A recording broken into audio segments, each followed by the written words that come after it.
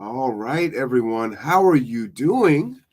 I am Marwan Cameron. This is The Conduit. It is 1 p.m. in Kitsap County. Hit the horn for that.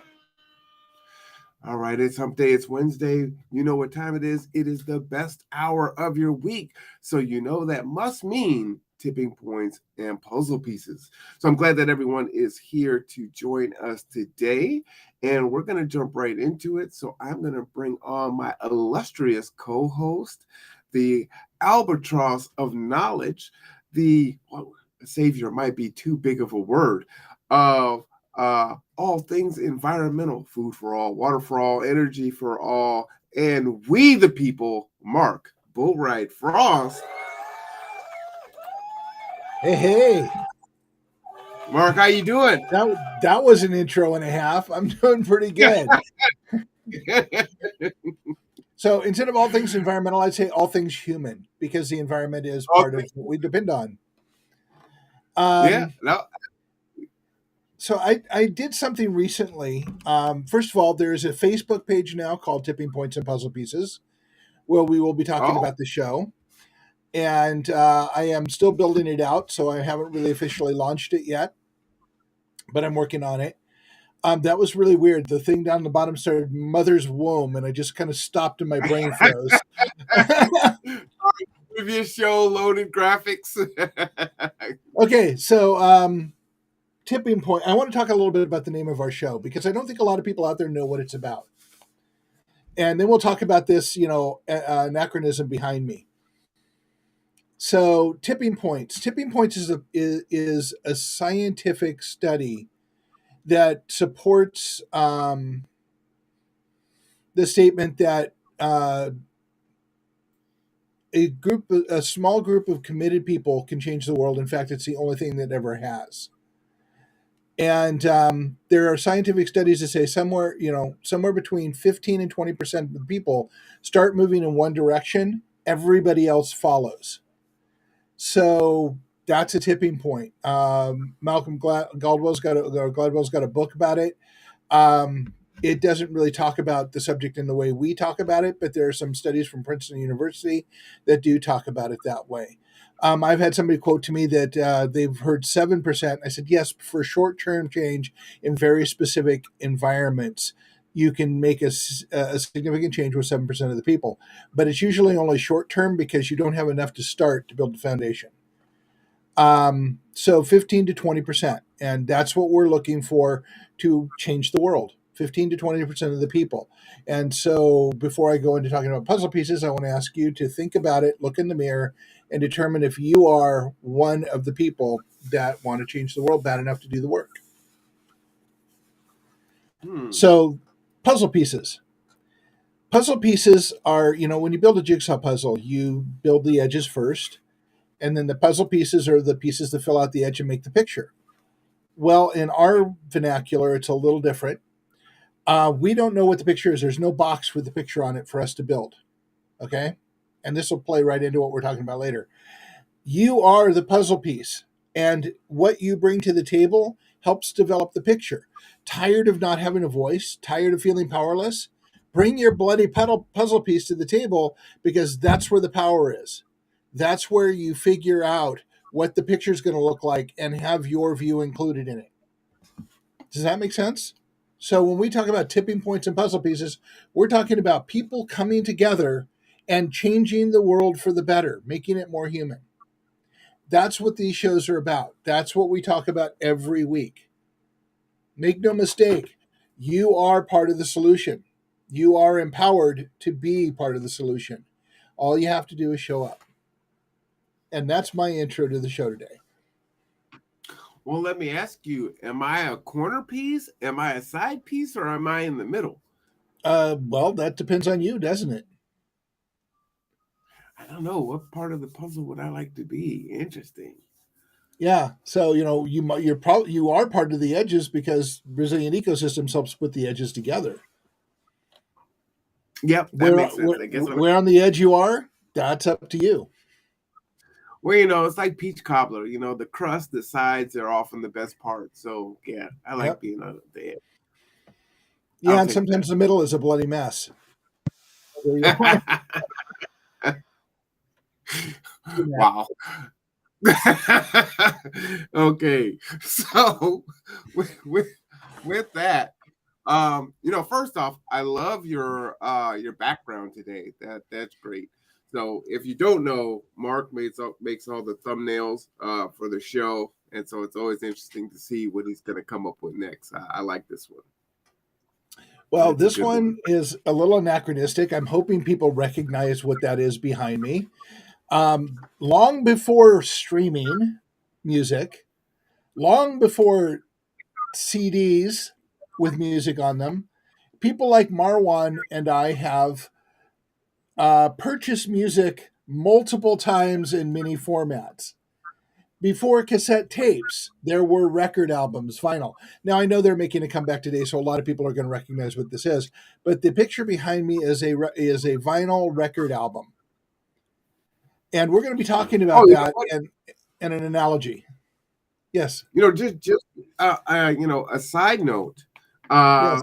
The place that you love to get coffee at. What's the name of that spot? Cups Cafe on Pacific Avenue and Fourth, which we will be at on Saturday morning at 10:30. Absolutely. And so on the in that little pavilion, there's a record shop in there. Yes, there And is. Mark, if you haven't been in there, it's great. Akuye and I were in there a few weeks ago. She bought a couple records. I mean, we're talking about like $2 for some really Yeah. vintage vinyl.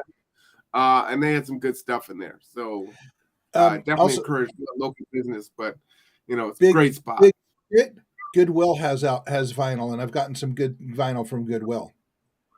Do they really? Yes. I didn't know. Okay. Well, So stop in, Mark.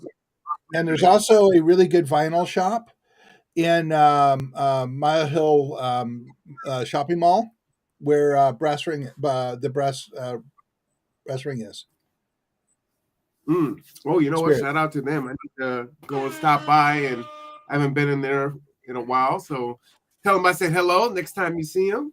Actually, I'll probably go there at the same time you do because I haven't been by recently. They're off on the day they close on the days that I usually am in Port Orchard. So I Oh, have to gotcha. go. Okay. I have to swing by there. So anyway, record albums. I want to start this with telling a story. As you know, I'm part of an online community, an international online community, and I talk to people all over the world. And in fact, it is the online community I started working on the concept of the Kitsap Resiliency Project and resilient ecosystems. And I run rooms on there, and in those rooms we have moderators, and the moderators are given a set of guidelines, which are actually a social contract for the kind of behavior we want to see. And in all, as in all online communities, you get a range of people. A lot of them looking for relationships, contacts, friendships. A lot of people trolling and being, generally awful. And Mm. over a couple of years, I noticed that our rooms stopped getting the awful people and they stopped getting the trolls because they couldn't get a hook into anything to be problematic about. And that was in large part because of the social contract we had in place with our moderators and our people. And so it was a very successful thing.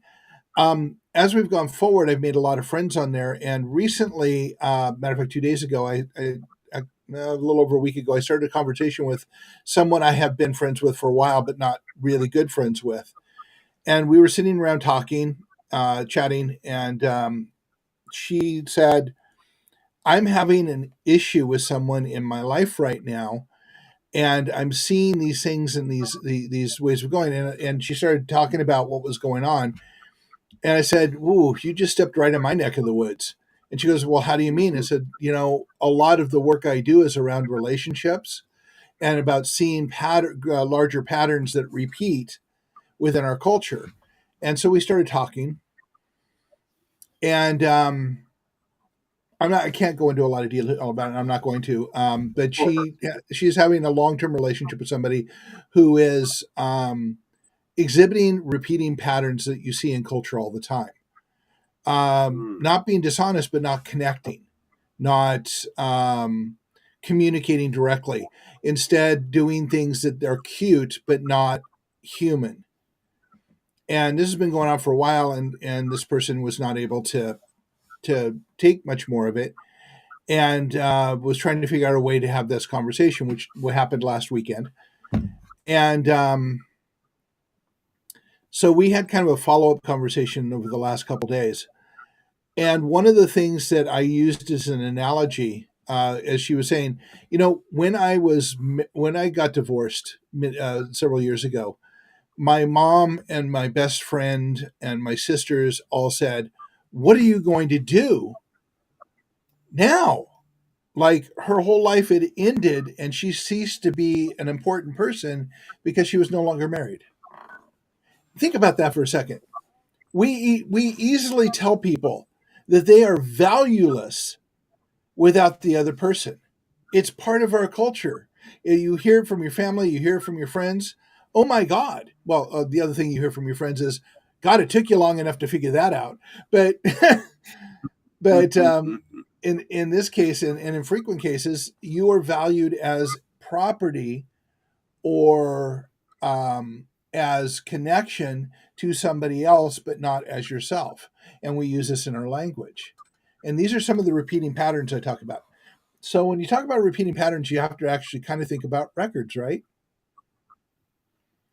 Records are a piece of vinyl with grooves in it that repeat, that you record a piece of music on or a thought on as it goes forward. So I suddenly had the analogy that, okay, so what you're seeing is the repeating patterns is people repeating and playing the grooves that they have had indoctrinated and ingrained within them from our culture and our broken social contract. And those grooves devalue people. And you and I have talked a lot about racism. Racism are just other grooves on the album that we hear again and again and again. So what you're seeing, and the way I'm trying to do this with the analogy, is to help people understand that we're playing a record that is putting out really hateful and hurtful things without any thought in it, because it is something we've heard so often that it becomes part of our discussion. I think that's a good analogy there. I think folks will say, what, they're on the hamster wheel. Mm-hmm. That's another one that I hear often. I like the grooves of the record because depending on how deep the grooves are, it could be really hard to get out of it and skip the needle, if you will, and get to a different part. Right. And so in this case, and to take the analogy further, as it just occurred to me, we're in a healthier place with streaming music because we can change the songs and we can go to someplace else, where a record you play from one end to the other and you get what's on it. So, and that's part of what helps me think about tipping points is we are moving to a place where we're thinking about things differently. The younger people, and God, I hate to say this, but I am an old fart, so I have to say it this way: younger people don't have a lot of the grooves laid like we do, and they're thinking about things differently. And we are putting them down because of our grooves constantly with the Gen X BS and the Gen Y BS, the Gen Z, all of this stuff. And I'm looking, going, yeah, you're putting people in boxes and you're playing these grooves of these albums and you're saying that these people are this way. How many people do you know are exactly the same way and fall within exactly the same category? It's just another groove on the album that we're playing out to other these people and keep them from changing our culture. And then we go back to the whole Bernie Sanders and Robert Reich discussion about who does that othering benefit. Well, let me, because you and I like to have deep discussion. And Mm-hmm. so, what do you say to those? Because there are situations and scenarios where I feel that some of the culture that I was raised with, that I appreciate, uh, it is being changed, right? And I think that in some regards, we need to go back to that, that those were things that had our community operating in a stronger way, um, like taking care of our elders, things like that, right? Mhm. And so now we're very much more of an individualistic kind of society and not operating as a collective. And one, I think it's important that as we denote that change can be positive, and some of the things we need to change those negative things, but at the same time there are some good things from the past also. So I That think we've sometimes lost. folks don't have yeah, they're not intellectually honest, and so when they Mhm. hear a critique, they just hyper focus on the bad thing that you're highlighting because that's the topic of discussion, and you're not saying that, hey, everything is bad. It's just this thing that we're talking about is bad and needs to change. And so I You think put you put it's you good to put it kind in of a bucket and focus on the bucket. I was just thinking about that this morning. Actually, is that really you cannot have a discussion about something, an honest discussion about something, and I was thinking about it in the terms of Black Lives Matter, and I'm not going to get into the whole Black Lives Matter, but more the discussion about people who say, but all lives matter, and the fact that that discussion is shut down at that moment, and because well, it's Black lives that matter.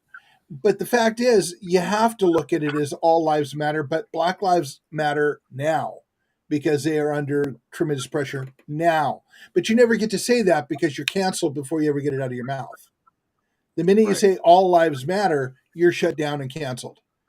You can't go to the next line, which is to say, but we have to focus on this now because it's a crisis.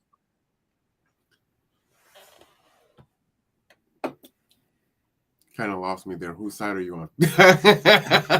I don't think there's sides. That's my whole point. No, I know. I'm trying to not in the regards of size, but what position were you taking there to illustrate the point? Because it was The like, point was that you get shut down for trying to have a deeper discussion than the Black Lives Matter, Black Lives Matter, Black Lives Matter. God, did I just do the Beetlejuice thing?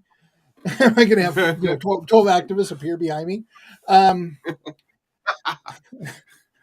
um, you scream the words long enough because they really do have to have attention paid to them, but it kills the greater discussion that could actually solve the problem.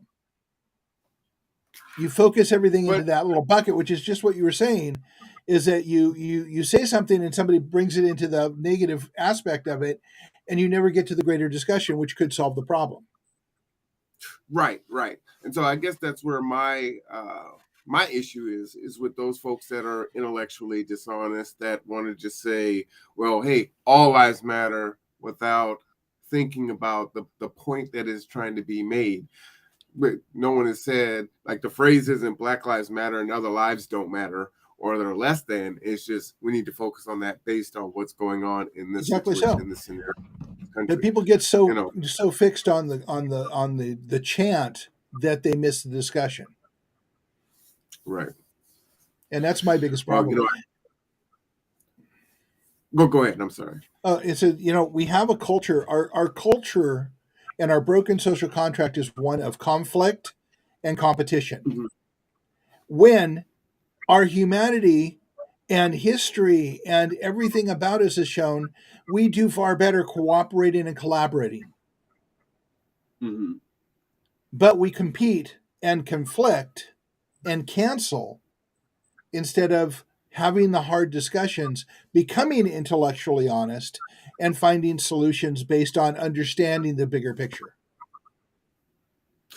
Mark, I asked you this before, and I don't know if there's a practical way to do this, and I don't remember how you answered this, but one of the issues that I see is our elected officials and those that run for a position often will dodge a question or will not answer it.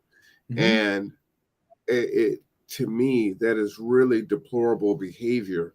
Uh, and if you're running to serve and represent the people, your constituents, then if you're asked a question, even if it's a gotcha question, answer the question because it's the truth. Stand in the truth and deal with the truth as it is. And if everyone who is either running or in office just spoke the truth and answered the questions as they were stated, I think we would get a lot farther because we would understand how people think. And if you don't feel that way and you're incongruent in the way that you represented yourself, then that's going to come out. And maybe you shouldn't be in that position if you're there on false pretenses. Whew. Okay, there is a question here somewhere, and I'm trying to figure out how to answer it. Um, I don't disagree with you, but you're talking about politicians. You know, I was watching Bo the Fifth Column this morning and actually kind of laughing a lot because he was talking about how a lot of the Republican Party in the South or the right wing Republican Party, is chortling about the sore loser laws that will prevent someone who lost a primary from becoming a candidate in a third party. Mm. And he was going, they just don't get it and I'm going to use the name that I the name today, and I'm sorry, I don't normally ever speak this name because I just think giving any more energy to it is worthless. But they think Trump is a politician. And Bo brought out, rightfully so, and made me think about this. He doesn't give a damn about politics. If he does that, it's going to be to raise money, fundraise money, which is what he does all too well and too often. And he's going to burn down the Republican Party, and that's going to be his goal, not winning the election. And they can't think that far ahead because they're politicians. Their goal is to win the election no matter what, which goes to answering your question. They don't speak the truth and they dodge the questions because they perceive that as a way to sabotage themselves from their constituency, which in and of itself is a huge problem. We elect people to represent us, but it has become a game of dishonesty to trick people into electing you when you don't really care about representing them. Yeah, it's just like there's someone is leaving office here and they already are being hired by one of the lobbying firms and they'll be making a high six figures. I think that should be illegal, you Yeah. know. Uh, it's just so problematic. It's like, we could really resolve some of these things if laws were passed, they could work on the filibuster or work on Yeah, but different who passes the pieces on how laws? it works. But who Well, yeah, passes I know those they have laws? to do the law. Okay, let me just But say we this. do. Yeah, well, let me just say this. Congress can vote themselves a pay raise and have done so. Congress can vote themselves a pay raise. I So how do we personally think that should, dismantle? well, we the people have to come together. We have to join our neighbors and have conversations about human things. We have to determine what is important to us and what needs to be changed. We have to come together in grassroots networks and put people in place that will represent us. We have to dismantle the effing party system as fast as we possibly can because the electoral college and the parties are what keeps us in thrall to whoever they put in front of us instead of good people. We don't have a say in that. Now, someone's going to be out there talking about PCOs and the party and the way the party's run. And I've been involved in that. I've looked at it. It Wait, doesn't really make the those. difference. Public, I don't know. It's like you're semi-elected to represent your small district in as a kind of an elector from the electoral college for your area in representing the Democratic or Republican Party at their caucuses. Okay. Precinct something officer. So it seems I was that one once. through this conversation, you were one. Yes, Really? I told you I've worked Do within we the need political system, and then I've seen what it does, and my little analytical brain goes, "Yeah, this is a waste of time." to say hence all the gray hairs? Yeah. Oh no, that's all for my daughter. Oh, is it? Great. I got a lot to look forward to here. So is do you think that it would be more effective to try to do this down ballot with our city council first, and Always. then try to move up? Well, in the 1970s, the Republican Party started figuring this out.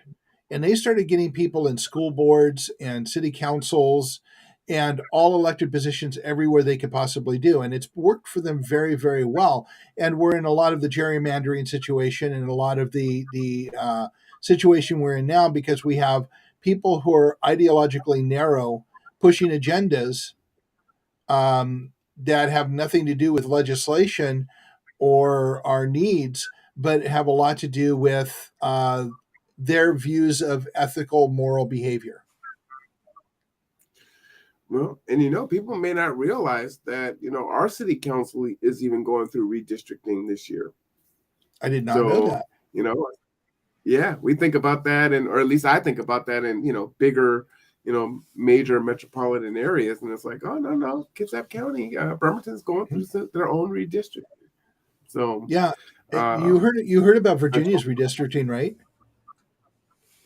no, The no, tell the me about the it. Virginia House or congressional bodies were not able to come to a decision about the remapping of the districts. So it got Mm-hmm. put in. A special master came in and basically redistricted almost all of Virginia's congressional and House seats or congressional seats, Mm. and 20. I think it was 20 politicians are retiring this year because the redistricting put them against their own people in conflict for every. It becomes a competitive race for every person of that party, and the districting is suddenly broken out into grids as opposed to how to best gerrymander your district so that you can constantly guarantee you're going to have a Republican or a Democrat in place. And it's not like I'm going to say Democrats don't gerrymander; they certainly do. But Yeah, they do. Republicans have mastered it. So um, all I'm saying is that if you redraw the lines fairly by population centers, you'll get a more representative government. Mm-hmm. So the first thing we should do is, have a national law against gerrymandering and state how the districts need to be broken up by grids and populations, so there are fair representation across the entire state. I wonder, can And that be done? Like yeah, I and I've got I'm a right on the line from my yeah, district. So if you go one block over, then you would get the college and all of that. yep, So just that little bit of real estate can really change the game there, every time. And I've got a especially how lot of powerful. people. Yeah, and you realize I just added a whole bunch of people with knives heading toward my back, the target on my back now, because I said we should eliminate the parties because um, one of the things I said when the workshop is this weekend from 12:30 till 2 at Fifth Street Library, and the name of the workshop, and this time I'm just saying something different. Come to the first workshop, see if there's a value to you, and then commit to the other 11 if there is. If not, that's fine. But one of the things I one of the things I said in it is that we need to rethink how we perceive government because no one is really going to do it for you, and there is nothing in history that says that they will. But we absolutely fundamentally believe that some politician is going to elect it. And I can only think that people believe this because they either miss civics class or they don't teach civics anymore. Because if they taught civics, they would talk about how we have a three-part system and there's checks and balances, and that the government does X, Y, and Z, and that the executive branch does this, the congressional or the legislative branch does this, and the judicial branch does this. And you would understand that politicians can promise anything they want, but the chances of them ever making anything happen are slim and none. Mm-hmm. And they don't really care about our needs. And racism is just, and sexism and income inequality and healthcare and everything else is just a talking point to them to get them elected.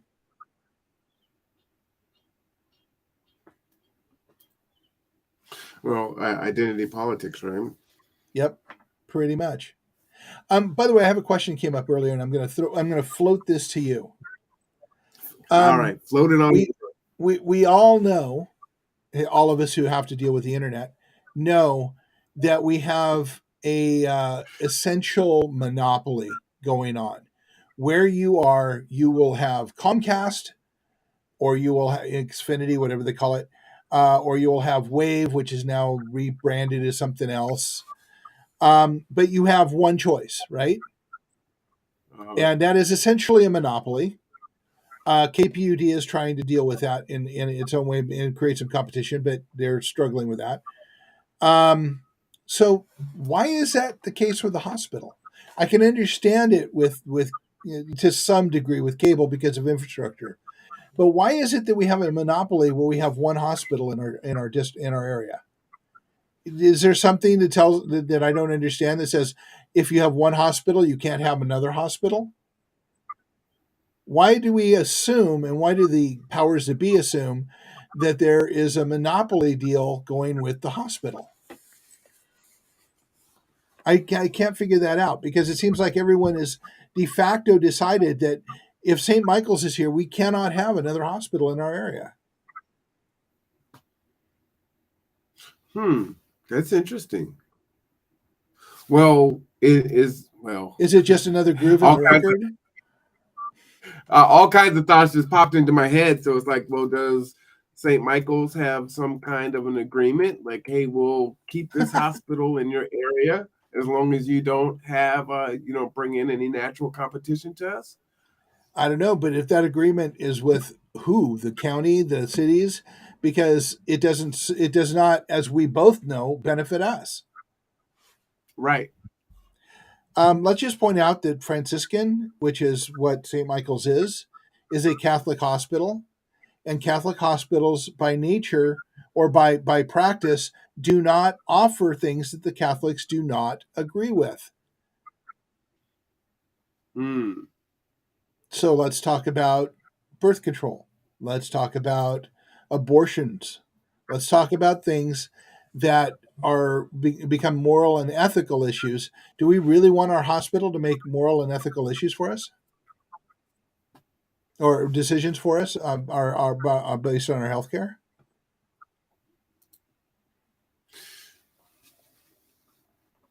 Hmm. I guess I would say no, but and huh, I guess I would say no. But someone is making these decisions for us. Yes, they are, because we have no body to ask those questions in mass. So we, the people, is where we need to go. So reverse fulfillment is saying some stuff here. Um, Let me just, Overthrow the bourgeois. Okay.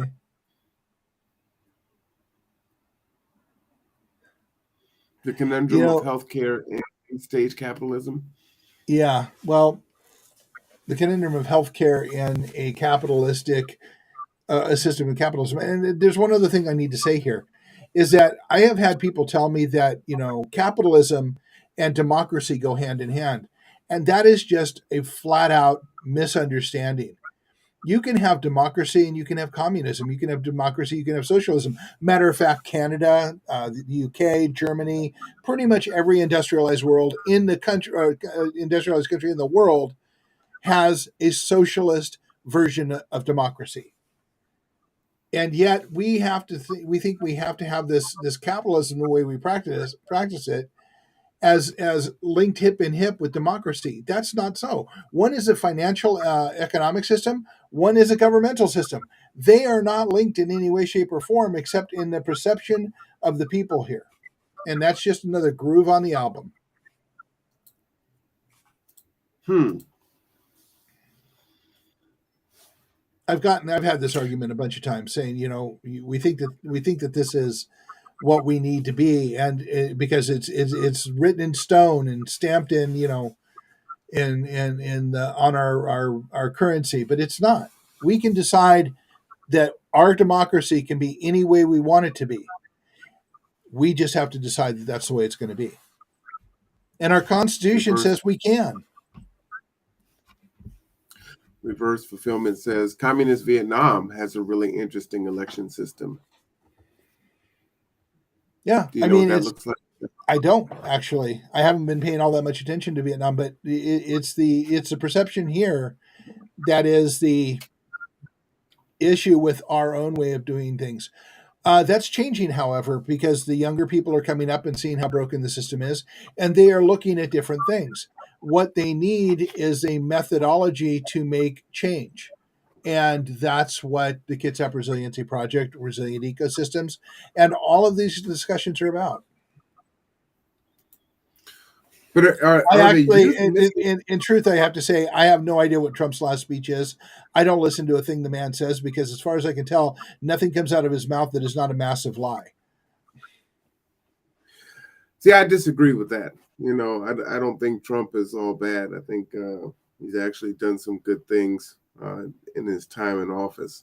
It Um, scared the hell out of one of everybody. the Well, not everybody. Um, One of the things that I liked about what you said earlier about dismantling the parties is I think that I'm probably more conservative in nature on some things, and more to the left on others. And so one party definitely doesn't fit me. Um, and I think to summarily like throw the baby out with the bathwater, like sometimes a broken clock is right twice a day. I think it's important that you look and see those that are definitely decision makers and power brokers. You have to look at everything they say and parse it out. And even if there are a lot of lies and dishonesty that's in there, Biden is a big example of that. We have to look at both sides of it. You know what I'm saying? Yeah, interesting thing. And again, I heard this from Bo, but I also verified it. Our left to the rest of the world is center right. Our left to the world is center right. Yeah, when we consider left, our left Democrats, even the progressives, to how everyone else in the world perceives and acts, we are center right.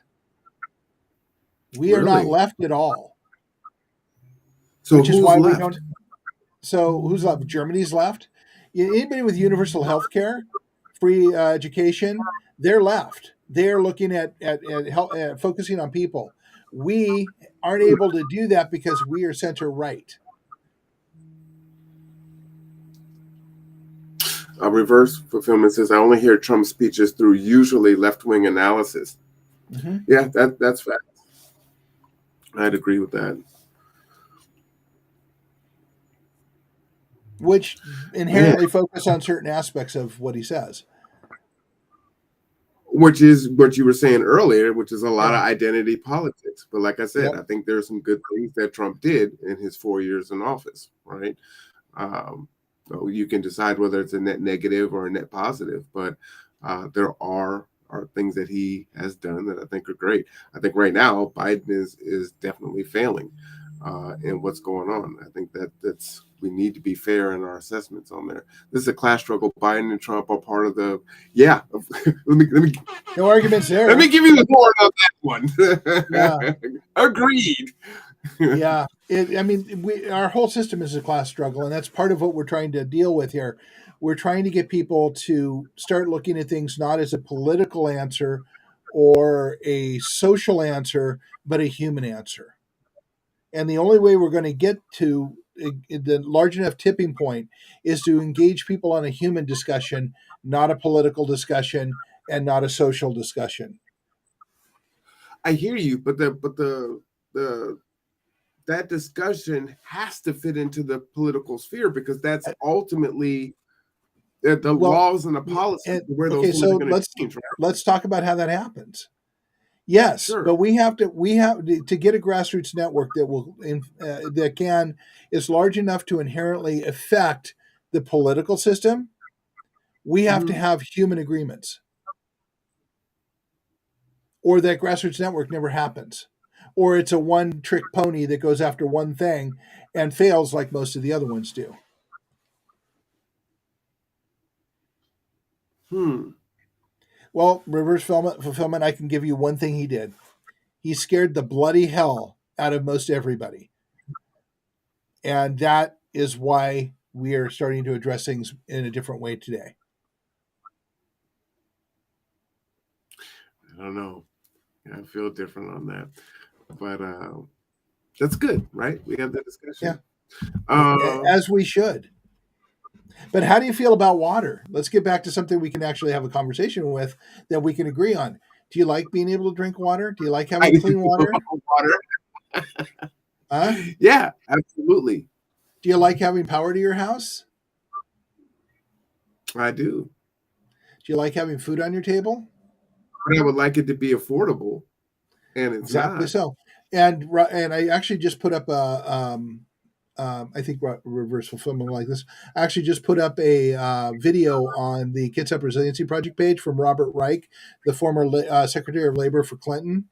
A lot of stuff Mhm. I won't put up from him because he tends to not back it up as fully as I would like for his philosophies on it. I agree with him with most things, but I think he needs to say it differently, and I think he needs to provide more materials. But this one is talking about something that's happening here in Kitsap County. He's talking about the Kroger merger with Albertsons and the fact that the likely outcome of that merger is prices going up because 85 million people depend on the chain stores underneath Kroger and Albertsons. And they will suddenly start acting like private equity companies who have bought out all the low income and affordable housing and started to jack the prices up. They can't go anywhere else, so they're going to have to pay us. And that's his argument. As Kroger and Albertson start looking at merging, and then we have that means that almost all of the supermarket chains in Kitsap County will be under one heading and controlled by one entity. We'll have Winco, Central Market, which is already 20% higher than everybody else, and Costco, and that will be our choices. Did you say Winco is 20% higher than everybody No, else? no, no. Central Market. If you go to Central Market, Oh, everything's yeah. so, I've been in a Winco in a minute, but good lord, No, no. okay. Winco's great. I buy almost all my produce there because they have the best produce in town. But Really? yeah, I love their produce. Um, but if Fred Meyer, Kroger, Fred Meyer, Albertson, Safeway merge, they have control over a huge portion of the food bought in this county. Mm. So I think the grassroots network needs to take place on an international level. I love that. It will at some point, but we have to start on the local level and build. Everybody wants to start from the top. It never works that way. It fails every time. We have to start locally and then have flexibility so as it grows, we can be inclusive and diverse. That goes back to the puzzle pieces. The grassroots So, network so, are the puzzle pieces. so what are we missing? Like, when I think back to uh, maybe one of the more, they went out in a blaze of glory, right? But the Tea Party seemed to have come out of nowhere, and they were really strong for a minute.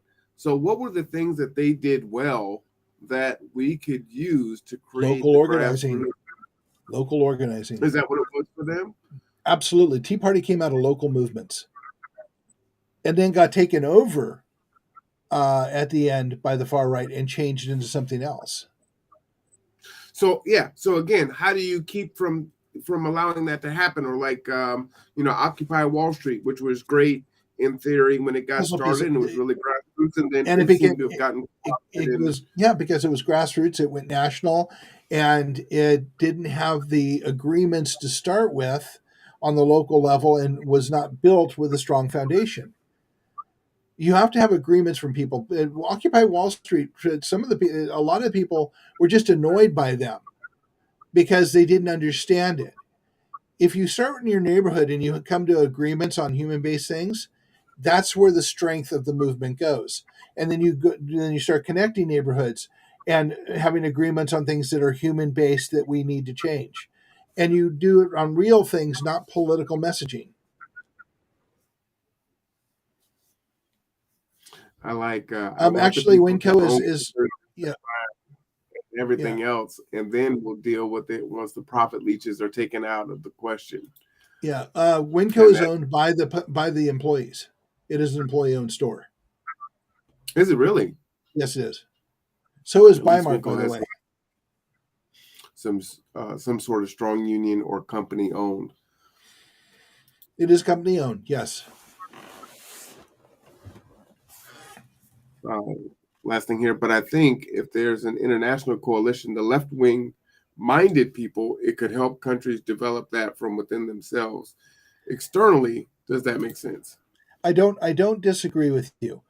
I disagree with the methodology of going to international focus first as opposed to starting small, because the small build to a large movement is the strongest way to do it. It takes more time, which is what everybody hates, but it is also the only way to create continuous change and continuity in that change. Hmm. So let me ask you another question, Mark. There's some people believe that movements should be leaderless, but that can be problematic as they seem to fizzle out. Right? Who was the leader of the Tea Party? Who was the leader of Occupy Wall Street? They didn't Well, seem to have leaders when it they came did not, time. which is one of the reasons it was so easily dismantled. Hmm. However, if you do a grassroots, okay, think about this. I think you should read "Moon is a Harsh Mistress" by Robert Heinlein. It's a very interesting book. It's science fiction, but it talks about a cellular system, and it does it in a really good way. The in this case, the moon is a revolutionary body against the Earth alliance and stuff, whatever. But the way they set it up, think of the cells as a neighborhood. So instead of like a spy cell, which has like three people and nobody knows anything else, and one person is connected to the rest of them, you have a neighborhood. And it's not a spy cell, but it's people who are dissimilar in every way, but can agree on certain things they need to have fixed: water, food, the basic things. And then you can start moving toward changing things as they gain more vision. Now that becomes a cell. Your neighborhood is a cell. That cell has a representative that goes to a larger cell that becomes the grassroots network of communities that have representatives from neighborhoods, and they all start making agreements based on things, and they have that communication going back and forth. That becomes the foundation of the change you want to make. Is it going to look like Marwan wants it to look? Is it going to look like reverse fulfillment wants it to look, or I? No, but that's the point. It doesn't look like what any one person wants it to look like, but it looks like what a group of people feel need to happen. And that is representative. It's also democratic. So let me read the comment, and as I do that, so would it be more effective to have more government, to add another layer from you've got city council, and then have more like elected neighborhood officials, so that there's the representation is more representative of the people, and have them come together? Like maybe there's another sub layer of 20 neighborhoods that come together, or I mean that's what we're doing now Well, with city that, council, but going further. yeah, that would work, but we'd have to change the way the government works. And when you come to this, you have to talk about the Bremerton Charter and what the Bremerton Charter says, which is what determines how Bremerton acts. And that charter was put into place in the 1950s by the Bremerton family, by the Bremer family. And that controls a lot of what goes on here. And understanding that will determine what you can and cannot do and how that works. And I don't know how to change it. I assume there's a way to modify and change it, but you'd have to look at that. On the other hand, what I'm talking about is extra political. These are people coming together, and as the grassroots network comes together, you now have a body to influence the politicians and getting them and get them to move in a democratic fashion by saying, you can fix this problem with the water or the zoning or the whole thing, or you can not be there next time around because we have enough people to vote you out. That's democratic. I like it. Uh, That's we the this is people. That is we the people in the way it was designed to happen. Reverse fulfillment says a lot of times right wing has a lot of support from deep pockets because it's in their interest to maintain the status quo. And so that begs a question for me is I would say there are more people in this country that have shallow pockets. And so why is it so hard for us to either vote in our own interest and not vote against our own interest or even come together? Because it seems like just one, we don't even need to do a 180-degree turn. If we did a 5% turn, all of a sudden this thing would be flipped on its head because there's Absolutely. so many more shallow pockets. But here we are back to the record. We're in our grooves. We're in our grooves of othering. We're in our grooves where we say, well, why did you divorce that guy? Because, now you're meaningless. We other people on every level throughout society. We other people because of skin color. We other people because of their financial status. We other people because of their gender. There's a whole war going on against trans people now, and I just roll my eyes, going, "What the hell, people? Why do you have to be in somebody else's body? Why do you have to be in somebody else's thing? Take care of your own stuff." Well, they are. By doing what they're doing, they're taking care of their own pocketbooks.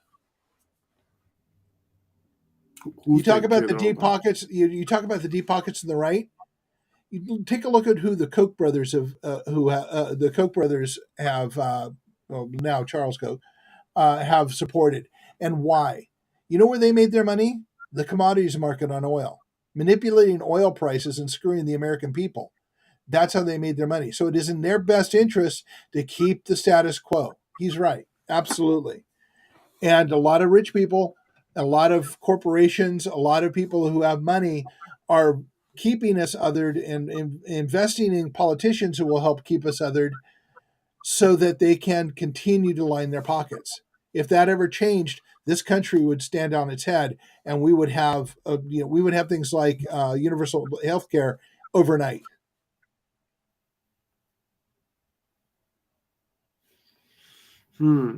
Are there any thought leaders or economists that have any kind of modeling based on, kind of what we're talking about? No, but history is full of it. History is full of it. I mean, there have been movements, and pretty much understand. Did you ever get around to reading Ishmael? No. Okay, so let me talk about Daniel Quinn's. We locked up the food. Yeah. Okay, so 15,000 years ago, we learned how to do agriculture. Then somebody figured out if we lock up the food for security, we can secure the food, and then we can set up a government and do everything else. But then they started assimilating everybody like the Borg.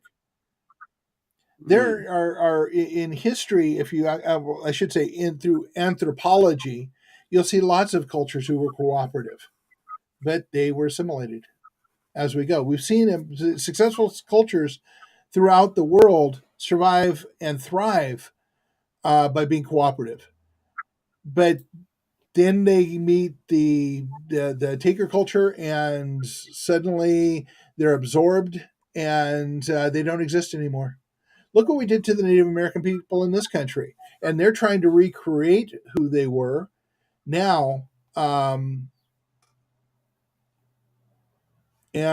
we every time we start moving forward and start talking about connecting with each other, you get the conservative folks screaming, "Oh, that's just woke." And I'm going, well, then maybe it's time we all wake up. Let's set the alarm. So, yeah. Man, this is a good conversation. I really appreciate reverse fulfillment in the chat. Just really adds to the conversation. Yeah, where have you been, dude? We could have used you on several episodes. Thank you for bringing your puzzle piece to us today. Yeah, It absolutely. just changes up the whole conversation, and I love it. So yeah, I just should shout. say, go back and watch episode 46 of Tipping Points and Puzzle Pieces. I think you'll like it. So, All right. Well, as we kind of close out on the hour, some housekeeping. We've got some stuff going on this Saturday, so you want to let mhm. them know, Mark, what's happening? Okay, so we will be at Cups Cafe on 4th and Pacific at 10:30 prior to the workshop, which will start at 12:30 at the Fifth Street Library in Bremerton. We will be talking. It's basically going to be the first workshop over again.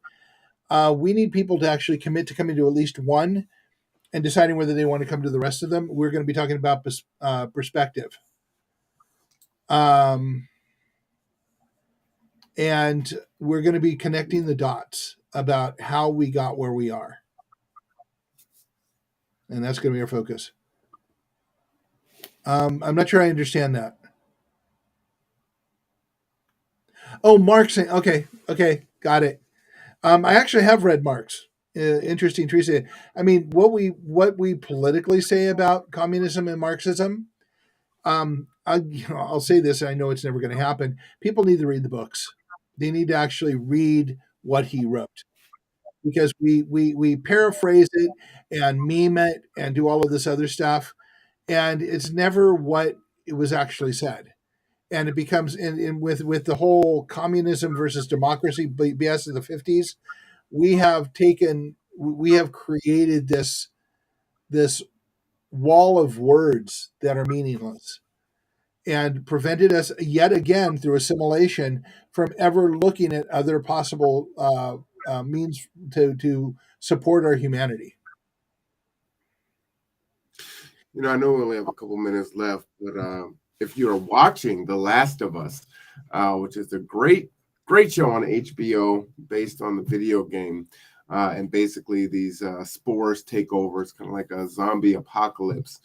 And as the two characters are roaming around the countryside, trying to get to where they're trying to get to, they do come across this communist village. They, they're Yeah, I have to applaud what he said. Capitalism provides the perfect breeding ground for all the worst in human behavior. And so in that, right, they come to this town where it's a communist town, right? And they share everything. And I listened to uh, podcasts that will review the episode, and they love it, and they just it's just that word is so pejorative and spoken in such a negative. And it's like, well, wait a minute, out of all the towns, the government that placed itself there, the kind of rebels that took over Fedra, which is kind of the the pseudo government that was set up that was torturing and doing really bad things to folks. And then this other group overtook Fedra, and they're even more evil. But the communist place was actually really positive, and they were sharing and they were thriving. And it's like, okay, it's what you're saying, right? Like if you drill down all of, hey, don't let the word trigger you. What does this actually look like in practice? Like this seems to be the best out of all those solutions. And I'm not saying that I'm for communism, but I'm like, so what actually is it? So You know what I yeah, mean? and let's again go back to what I said earlier. Capitalism and democracy are not joined at the hip. They were not born as Siamese twins. Okay, we can have a democracy and a communism at the same time, or a democracy and a socialism, or democracy and a humanism model at the same time. That's up to us to decide. We just have to stop being in competition and conflict over words because it only benefits the few, not the people. And I'm kind of tired of having the few be benefited when I'm trying to figure out how to survive. Actually, I'm going to answer his last statement here. The Kitsap Resiliency Project, all of the materials are available for free. We're more than happy to provide you with anything you want. Just have them start watching Tipping Points and Puzzle Pieces. We have the framework for the movement. and we'd be happy to share everything with you. I mean, this is a point where we're doing it here in Kitsap County, but if you want to get it going there, awesome. Definitely check out roseco.org. Mark has done a fantastic job of putting so many resources there on that website. It's really clearly laid out with water for all, energy for all, just a cornucopia of information that's going to put there on the screen. So you can see it's just Roseco for roseco.org. And it's really well organized and laid out very well. I put my information on there for email if you want to reach out and collaborate in this space in regards to podcasting. But you're also welcome to speak for Mark here to come on if you want to be a talking head. Yep. And have a conversation too. We definitely welcome it. So send me an email. Let me go ahead and pop Mark's email up here so you can reach out to him, because he is the foremost expert when it comes to this piece. I defer to him. Let me get this up here. While you're doing that, I'm going to say what my dad used to say about experts. I know that was going to trigger you. An expert is a discontinued drip under pressure. An expert. You can reach Mark at mark@roseco.org. Please look out. We appreciate you checking in from Skagit County. So we got folks from all over the place, everyone, which is fantastic. All right. So with all that said, we are at the top of the hour now. We're a little bit past. Join us at 3 p.m. for our housing and homeless conversation. We will have Bremerton Housing Authority. We will have KCR, Kitsap Community Resources, and our county housing manager, Kirsten Jewell, will appear at 3 p.m. So for Mark, I am Marwan Cameron. This is Tipping Points and Puzzle Pieces. This is The Conduit. We'll see you guys in about an hour. All right. Bye-bye.